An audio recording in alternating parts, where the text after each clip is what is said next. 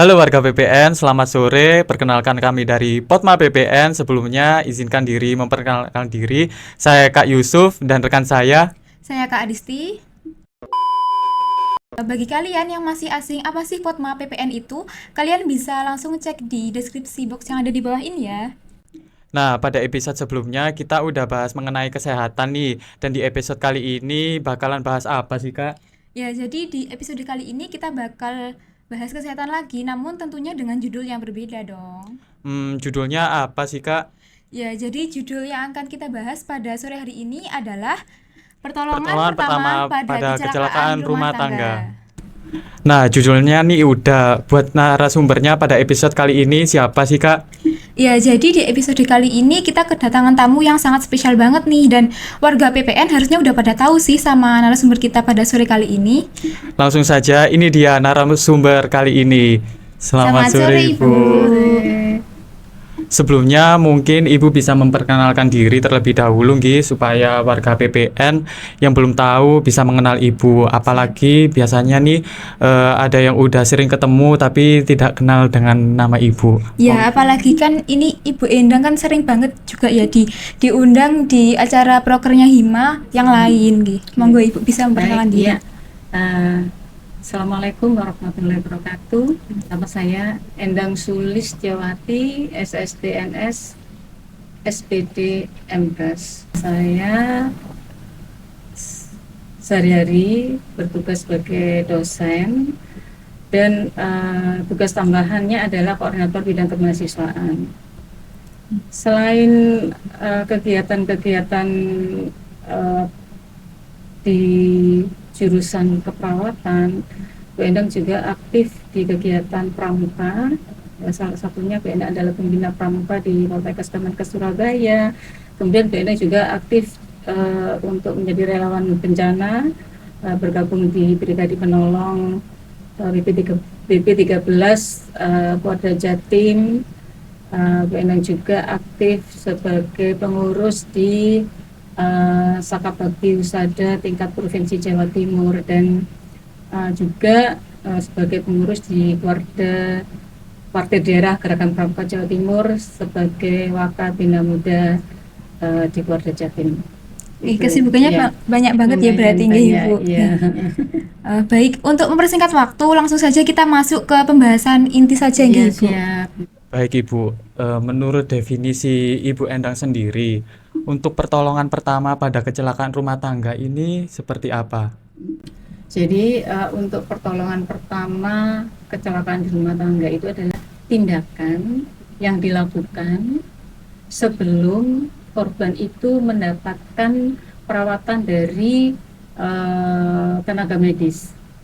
Ya, jadi siapapun yang ada di dalam rumah tangga tersebut, baik itu bapak, ibu, anak, itu adalah yang mampu memberikan pertolongan pertama di keluarga tersebut. Jika terjadi kecelakaan Iya, begitu. jika terjadi kecelakaan. Jadi dia memberikan pertolongan pertama sebelum dilakukan atau mendapatkan perawatan dari Rumah sakit. tenaga medis ataupun dari rumah sakit. Seperti itu, ya.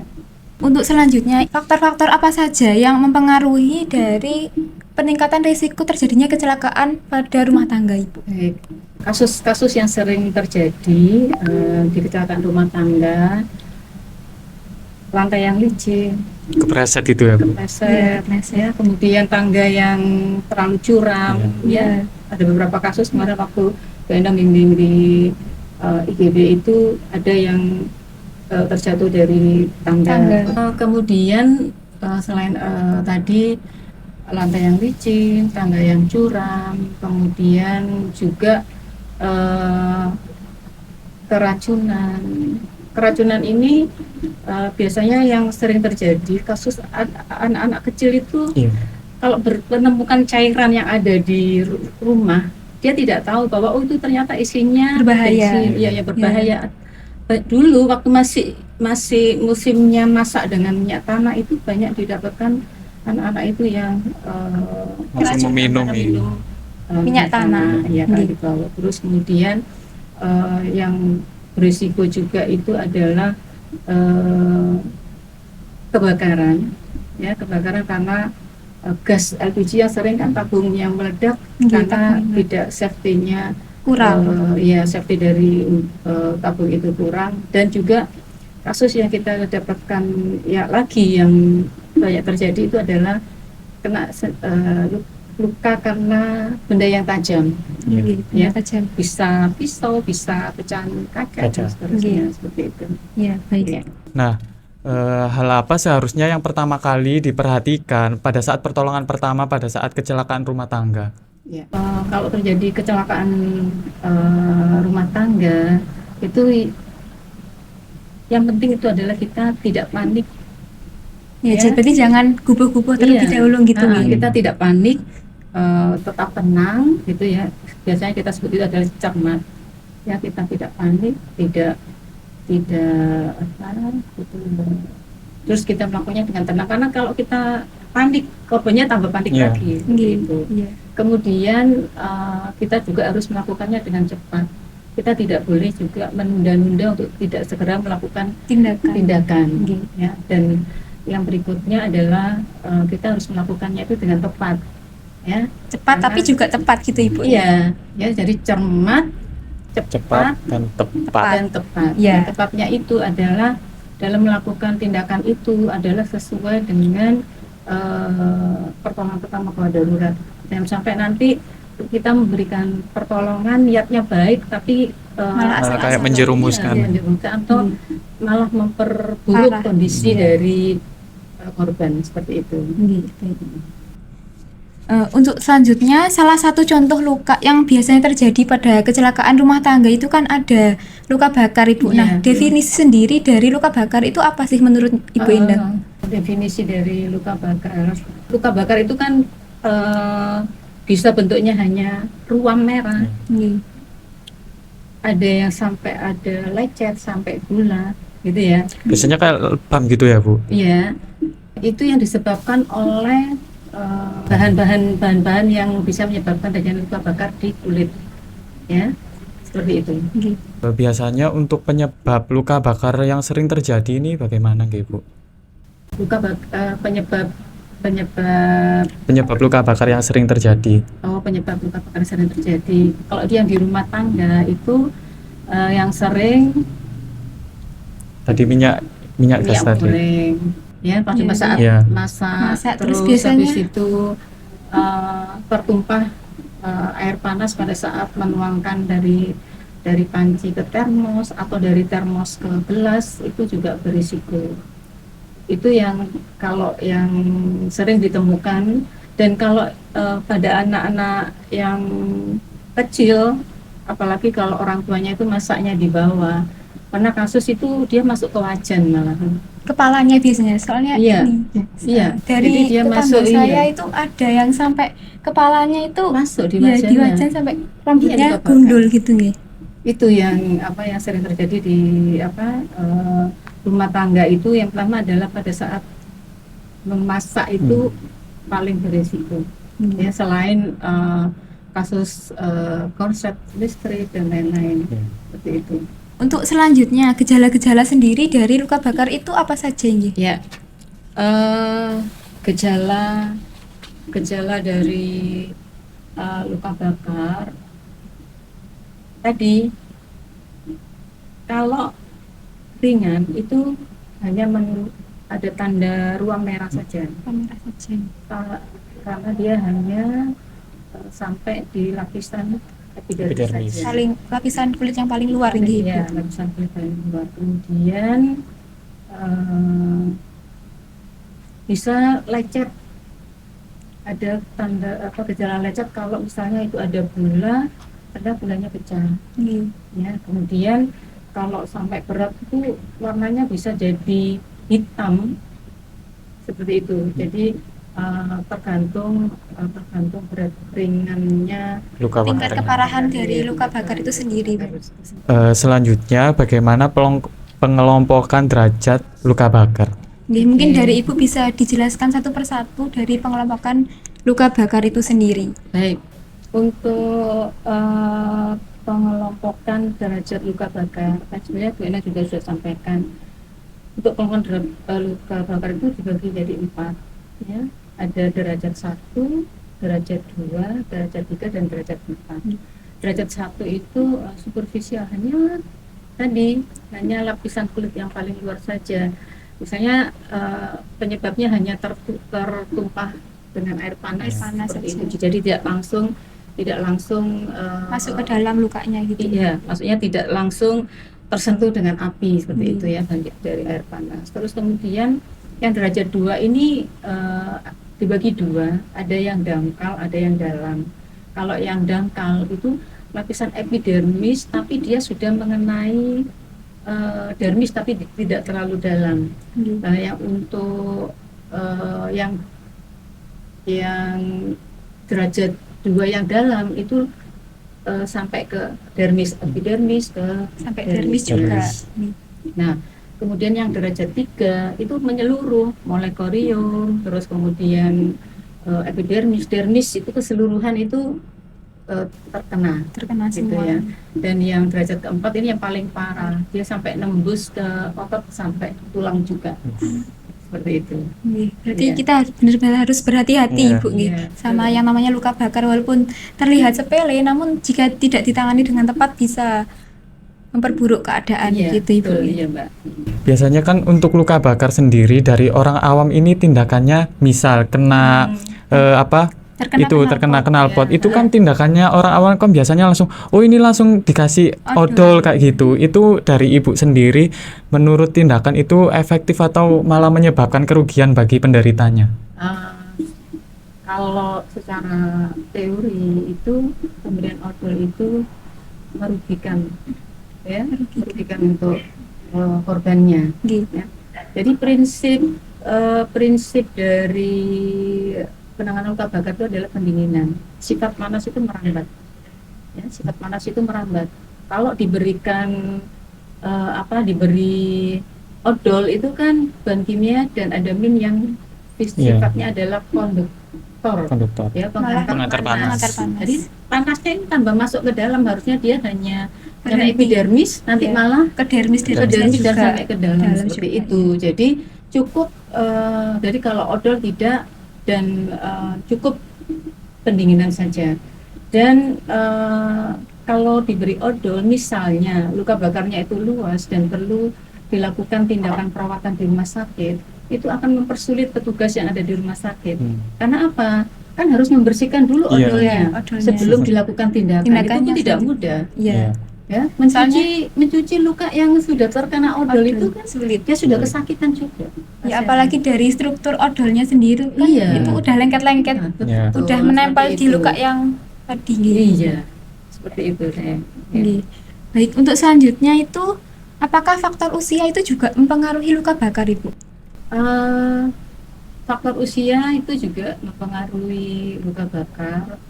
Penyembuhan atau terjadinya? Iya, penyembuhan. Ibu. Penyembuhan. Iya, dalam penyembuhannya. Dalam penyembuhan, ya pastinya kalau pada usia yang sudah lansia, untuk penyembuhan lukanya ini agak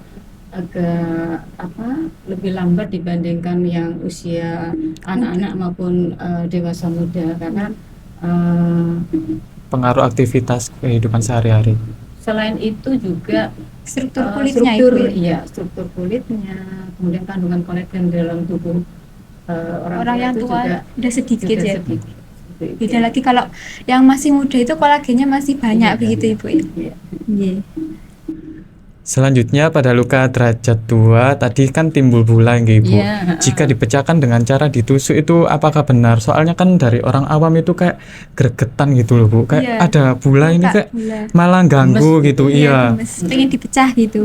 Nah, apalagi itu pecahnya pakai barang-barang yang tidak steril, kayak sembarangan kayak misalnya contohnya jarum, terus habis itu kayak tusuk gigi gitu. Alternatifnya biasanya dipecahkan sama itu.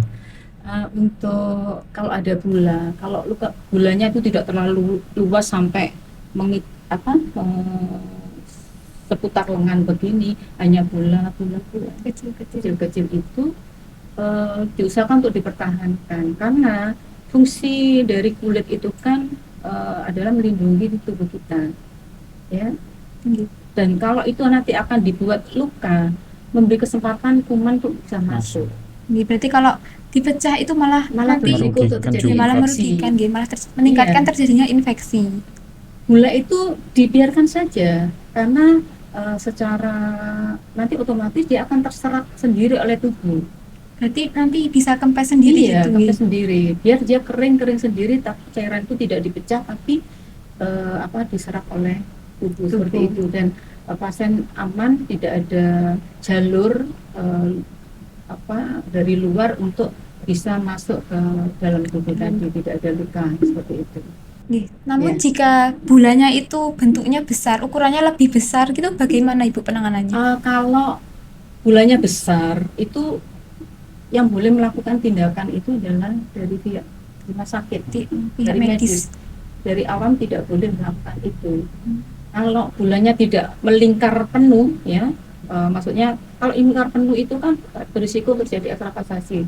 Tapi kalau misalnya gula besar gitu ya, dan mengganggu seperti itu boleh dilakukan tindakan, tapi dengan cara steril dan dihisap, ya, dihisap cairan. Tapi jarang dilakukan. Tapi kalau yang seperti yang Bu Endang sampaikan, yang melingkar penuh begini, jadi gula itu full. Cuma saya Bu Endang nggak bisa nampilkan gambar-gambarnya. Iya. Itu dilakukan yang namanya eskarotomi. Karena kalau dia dibiarkan seperti ini, tekanannya itu terjadi ekstravasasi, tekanan di jaringan yang di bawah ini meningkat, risiko untuk terjadi nekrosis jaringan yang ada di bawahnya. Lah itu perlu dilakukan namanya eskarotomi. Eskarotomi itu dibuat luka, memang dibuat garis, seret, luka seperti ini, buka. Lah itu untuk mengurangi tekanan di jaringan yang ada di bawah. Tapi itu adalah tindakan kalau itu sudah berat. Kalau berat kan pasti pasien sudah dibawa ke rumah sakit, nggak mungkin dilakukan tindakan di rumah tangga. Di rumah tangga. Seperti Berarti itu. nanti jika memang ditemukan Iya. luka yang mengandung bula yang ukurannya besar, itu langsung saja dibawa ke rumah sakit nih Ibu berarti. Iya. Baik, untuk selanjutnya nih Bu, biasa saya itu pernah lihat di salah satu platform media Media sosial, sosial. ya, itu ada orang yang penyembuhan luka bakar itu menggunakan kulit ikan. Nah, itu apakah efektif Ibu? Ya,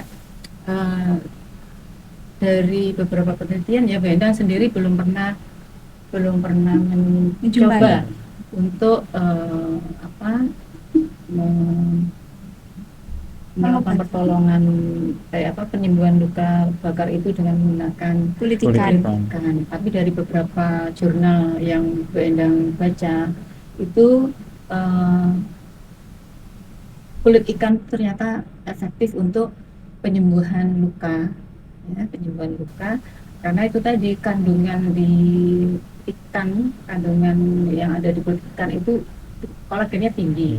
Nah, fungsi dari kolagen itu adalah untuk epitelisasi jaringan. Sehingga luka itu bisa segera sembuh. Tapi bukan berarti kalau ada luka bakar, kita punya luka bakar, ada ikannya masak, ada ikan terus kita minta kulitnya, tidak seperti ini.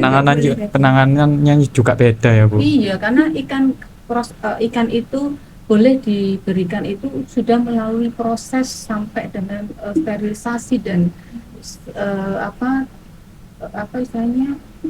istilahnya proses sehingga kulit ikan itu memang layak untuk ditempelkan di luka, dioleskan di lukanya, bukan terus kulit ikan dikupas langsung ditempel di lukanya, tidak seperti itu. Tidak boleh. Jangan salah ini persepsi. Jadi kalau memang dari banyak jurnal yang memang mendukung bahwa kulit ikan itu bisa meningkatkan penyembuhan luka, apalagi pada luka bakar. Seperti itu. Selanjutnya, apakah pada luka bakar itu terjadi komplikasi? Bisa terjadi komplikasi? Oh, sangat banyak. Ya, luka bakar itu tadi kalau sampai ada lecetnya, ya, berarti kan ada kecepatan kuman itu bisa masuk melalui kulit tersebut, risiko infeksi. Ya. Terus yang kedua, maksudnya luka bakar, apalagi kalau luka bakarnya itu luas, bakarnya luas. Jadi tadi Bu Endang belum menjelaskan bahwa untuk menentukan berat ringannya luka Luka. bakar itu juga melihat luas luka bakarnya. Luas bakarnya. Ya, luas luka Berarti bakar. ada cara-cara tertentu untuk Iya, menghitung ya. luasnya Iya, luka bakar ya, Ibu. ada. Ya, jadi kepala ini 9, ekstremitas atas ini 9%. Ya, kalau kita membandingkan ini 9%, ini 9%, 9%. Terus badan bagian depan ini 18%, punggung badan bagian belakang 18%, terus kemudian ekstremitas bawah yang kanan 18, yang kiri 18. Baru nanti kita untuk menentukan luas bakar itu menghitung Di total berarti ya, nggih. di total. Misalnya tangan kanan 8, kemudian paha kanan, karena ini sisi kanan misalnya, paha bagian kanan itu 18, di total berapa tuh sama badan bagian depan itu adalah kita untuk melihat persentase dari luas luka bakar.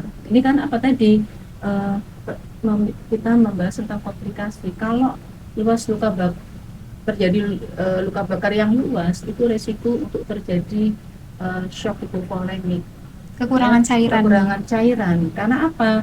Memang dari luar tidak kelihatan kalau itu gula ya. Iya. Tidak kelihatan bahwa cairan itu keluar. Tapi cairan itu dari pembuluh darah atau dari vaskular, dia keluar ke bawah kulit tadi. Apalagi kalau luka bakarnya itu derajatnya sampai derajat 3 dan gulanya ini pecah semua, itu kan akan menyebabkan infeksi. Cairan itu akan tidak ada penahannya. Fungsi dari epidermis itu kan menahan cairan supaya supaya tidak keluar. Nah, ini tidak ada, sehingga plasma itu keluar ngalir, dan itulah yang berisiko untuk menyebabkan terjadinya shock hipovolemik karena kekurangan cairan. Terus kemudian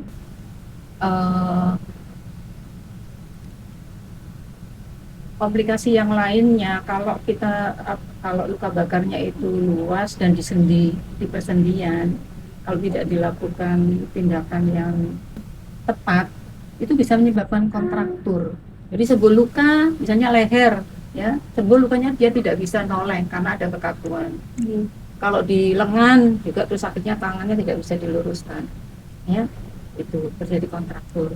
Ya, sebelumnya definisi dari kontraktur sendiri apa nggih, Ibu? Kontraktur itu terjadinya kekakuan otot, ya, karena tumbuhnya jaringan, ya, dan persendian ini tidak dilatih. Kalau jadi tidak bisa bergerak dengan tidak bebas bisa begitu ya? dengan bebas.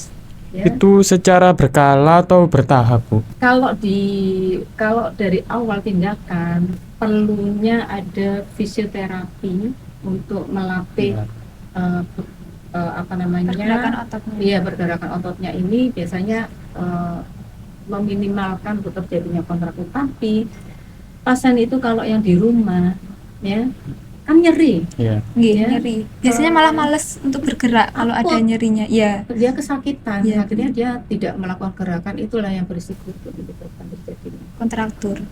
Baik, untuk selanjutnya ini, Bu, apa saja sih hal-hal yang bisa kita lakukan di rumah untuk meminimalisir terjadinya luka bakar? Ya, kalau untuk yang di rumah, untuk meminimalkan terjadinya luka bakar, yang pertama, colokan listrik, apalagi kalau ada anak kecil, itu diberi pengaman, ada penutupnya, ya. Terus kemudian kalau kita akan megang benda yang panas, kita menggunakan sarung tangan atau apa ya, kalau orang Jawa bilangnya jampel atau apa ya, untuk menyambungkan itu. Terus kemudian untuk gas LPG-nya cek rutin, ya, kebocoran dan lain-lain. Terus, bisa menyebabkan tabungnya meledak juga. Dan jangan sampai meninggalkan kompor dalam keadaan menyala. Sama biasanya kayak anak-anak cowok-cowok yang ngekos yang sukanya merokok ini, rokoknya dibuang sembarangan itu. Di kamar, habis itu jatuh di tempat kasur, tidur, terjadi kebakaran. Berisiko untuk jadi. Ya. seperti itu. Untuk obat P3K saja yang wajib disediakan di rumah itu untuk berjaga-jaga jika terjadi kecelakaan rumah tangga itu seperti apa? Iya. Boleh disebutkan? Baik. Ya, sebelum ke obat-obat P3K Iya. yang perlu disiapkan, mungkin Bu Endang mau menyampaikan kalau sampai ada yang terjadi luka bakar, apa yang perlu dilakukan kalau itu di rumah. Oke. Ya, tadi seperti Bu Endang sampaikan, sifat panas itu kan merambat.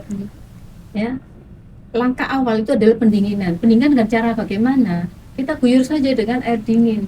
Kalau ada keran ya kita guyur sampai kurang lebih 5 menit supaya panas itu berhenti. Kalau dia di epidermis, dia berhenti sampai di epidermis Supaya tidak merambat ke sampai dalam-dalamnya. dalamnya. Iya. Nah, terus kemudian kalau tidak ada air yang mengalir, itu bisa dengan apa yang ada air yang di situ kita celup, kecuali jangan pakai air es. Berarti nggak boleh pakai air Nggak es boleh ya? pakai air es. Pakai air yang Air biasa biasa. dari keran kayak Iya. gitu. Dicelup, tunggu 5 menit. Seperti itu.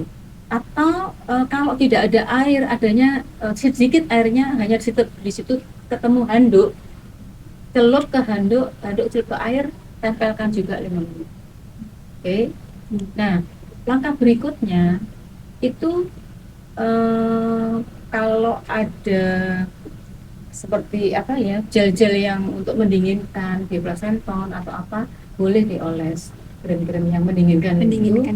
Baru kemudian kita tutup dengan kasa. Kalau itu luas kita tutup dengan, kalau mau dibawa ke rumah sakit nggak usah lu dikasih gel-gel ya. Kalau yang ringan-ringan saja yang bisa dirawat di rumah saja ya. Tapi kalau untuk yang di rumah sakit Udah parah itu. cukup di pendinginan, kemudian ditutup dengan kasa. Kalau tidak ada kasa, cukup dengan kain yang bersih Untuk menghindari infeksi Infeksi. gitu. ya. Misalnya sarung kah, selek atau jarit atau apa, kain panjang, itu untuk nutup ya, sampai dibawa ke rumah sakit. Karena tadi kalau korban itu ada yang dikasih odol, ada yang bilangnya mau dikasih mentega, Iya. ada yang bilangnya mau dikasih kecap. Kecap. Nah, kalau mentega ditambah kecap terus perutnya jadi harum kayak jagung bakar Iya, ya. jadi kayak Ya. masakan. Nah, ya itu tidak boleh, karena beberapa kasus itu pada saat kami di rumah sakit untuk membersihkan apalagi mentega, minyak, iya. itu sulit. Kita harus menggosok luka itu untuk membersihkan Menteganya tadi. iya, bahan-bahan yang sudah ditempelkan ke korban tersebut. Jadi cukup itu saja, pendinginan, kemudian tutup dengan kain kasa kalau ada, kalau tidak ada kain bersih, terus langsung dibawa ke rumah sakit. Itu saja tindakannya. Sekarang obat-obat P3K-nya apa ya? Kalau untuk obat-obat P3K yang harus ada di rumah, yang sering terjadi itu kan, pertama kalau terjadi diare, berarti harus ada obat anti diare. Pendampingnya obat anti diare berarti harus ada oralit. Ya, karena itu kalau terjadi diare risiko untuk terjadi dehidrasi. Ya, harus disiapkan itu. Terus kemudian anti nyeri. Ya, itu harus ada anti nyeri. Selain anti nyeri ada juga penurun panas. Kita nggak boleh nyebut merek ya. Oke, terus kemudian obat anti alergi itu kita juga perlu, karena kalau alergi itu pada orang-orang yang sensitif sekali terhadap biasanya kayak makanan seafood kayak gitu. Makanan seafood dan lain-lain. Kalau alergi seafood itu kalau sampai terjadi udem di saluran pernafasan bisa sesak nafas. Bisa Makanya berbahaya bagi korbannya. Perlu menyiapkan obat-obat anti alergi itu juga di P3K. Kemudian juga kita perlu yang hangat-hangat, obat gosok yang hangat. Ya, tidak mau menyebutkan lagi seperti pokoknya krim yang gitu hangat, ya, krim-krim bisa hangat krim, gitu. bisa yang dalam bentuk cair, itu yang hangat. Terus kemudian yang sering terjadi juga itu kan batuk pilek, flu. Ya paling Kita sering itu. siap, Kalau apalagi ini kalau pergantian musim, ya. biasanya sering banget Iya, terjadi flu seperti batuk. itu kita juga perlu menyiapkan obatnya. Terus kemudian kalau di keluarga di rumah tangga itu ada keluarga yang ada riwayat diabetes, ada riwayat hipertensi, ada riwayat jantung, kan harus minum obat rutin. Itu harus ada dan harus dikonsumsi rutin seperti itu. Dan obat juga gastritis. Ini mah gastritis anak-anak muda itu sering Ya, sering kasusnya ya, telat makan dan lain-lain. Itu kita juga perlu menyiapkan itu obat untuk yang gastritisnya ya. Dan selalu tadi yang untuk luka bakar, tapi khusus untuk yang tidak berat dan bisa dirawat di rumah, kita gunakan gel yang dingin. Bisa ada produk-produk yang dari lidah buaya kah, mau pakai kuyup-kuyup boleh untuk supaya mendinginkan. Baik, dari semua yang sudah kita bahas dari awal, dari definisi pertolongan kecelakaan rumah tangga itu apa saja, kemudian ada luka bakar. Di sini kita bisa menyimpulkan kalau definisi kecelakaan itu sendiri merupakan kejadian atau musibah yang tidak dikehendaki oleh pihak-pihak yang terjadi sebelum, dalam waktu, atau sesudah kejadian. Selanjutnya untuk definisi luka bakar sendiri ini kerusakan pada kulit atau jaringan dalam oleh disebabkan sinar matahari atau cahaya. Tidak hanya sinar matahari atau cahaya loh, Nak. Ya, tadi sudah dibahas juga ada knalpot, kemudian minyak goreng, air panas. Pokoknya yang bahan-bahan baik itu bahan thermal, kimiawi, kemudian elektrik ataupun radiasi. Kemudian untuk penanganannya sendiri tadi juga sudah dijelaskan pakai kulit ikan, namun kulit ikannya sendiri juga kulit ikan yang sudah diproses sebelumnya sehingga sudah steril dan aman untuk dilakukan pada luka bakar nih Ibu. Jadi untuk tadi yang penggunaan odol pada penanganan luka bakar itu sebelumnya tidak efektif karena untuk pasta gigi ini juga menyebabkan iritasi dan itu makin untuk memperparah kondisinya. Juga untuk tekstur odol sendiri ini kan lengket. Jadi nanti pas waktu di rumah sakit itu cara membersihkannya itu susah, malah memperberat keadaan. Petugas rumah sakitnya juga ya kesusahan untuk membersihkan. Petugas yang ada di rumah sakit. Baik, untuk selanjutnya tadi juga sudah dijelaskan pada luka bakar derajat 2 untuk pemecahan bulannya. Jika bulannya itu kecil-kecil tidak perlu dipecahkan gitu. Nunggu sampai kempes. Iya, sampai kempes sendiri gitu. Namun jika lukanya memang besar itu langsung dibawa ke rumah sakit saja supaya dilakukan tindakan medis oleh pihak rumah sakit. Baik, untuk selanjutnya ini Bu Endang. Dari Bu Endang sendiri untuk harapannya untuk Hima ke depannya seperti apa? Oke. Kegiatan yang dilaksanakan oleh Hima dari Profesi Nurse ini luar biasa. Podcast yang seperti ini karena materi-materinya ini pastinya sangat bermanfaat. Tadi saya tanyakan tidak hanya untuk mahasiswa tapi juga masyarakat luar dan kalau bisa direncanakan untuk kalau sekarang rumah tangga yang bahasan berikutnya yang kesehatan itu sangat dibutuhkan oleh masyarakat yang tidak terlalu berat-berat, misalnya bagaimana mengatasi anak yang panas di rumah, demam ya, anaknya demam di rumah. Kemudian banyak sebenarnya yang bisa kalian bahas nanti yang nantinya akan ada banyak manfaatnya bagi masyarakat seperti itu. Selamat sukses, saya salut ini kegiatan ini luar biasa. Mungkin dari Ibu ini ada pesan ataupun nasihat bagi mahasiswa pendidikan profesi nurse yang mungkin bisa disampaikan oleh Ibu. Ya, baik. Yang bisa Bu Endang sampaikan itu adalah belajar. Ya, manfaatkan waktu yang ada ya. Selain selain di kelas, kalian juga bisa belajar di luar kelas. Kayak bentuk Tutor sebaya. tutor sebaya. Itu keren juga seperti itu. Terus kemarin Bu Endah juga dengan katanya ada ini untuk bahasa Inggris juga ya. English Club. ya. Iya, English Club. Itu luar biasa. Harapannya untuk ke depan ini kan mau mencari calon untuk mengikuti lomba tingkat nasional itu tidak mudah. Pasti Ya. ada tahapan-tahapan tertentu yang harus dilalui gitu Ibu. Iya, ada tahapan-tahapan yang dilalui. Banyak yang merasa tidak memiliki kemampuan, sudah ditunjuk Insecure gitu iya, ya. seperti itulah. Dengan adanya kelas-kelas yang semacam itu akan menimbulkan rasa percaya diri, sehingga ke depan kalau kita mau mencari mahasiswa untuk yang mengikuti kegiatan-kegiatan prestasi di tingkat nasional, internasional, ini nggak kesulitan, ya. Semuanya berani tampil dan mau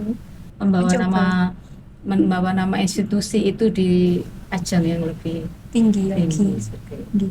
itu ya. Baik Ibu, terima kasih banyak sudah meluangkan waktunya, sudah hadir bersama kita di tengah-tengah podcast PPN hari ini. Dan pastinya podcast PPN hari ini tidak berhenti di episode ini saja. Dan jangan lupa tunggu tayangan-tayangan dari Potma PPN selanjutnya. Dan jangan lupa like, comment, share, and subscribe. Terima kasih. See you.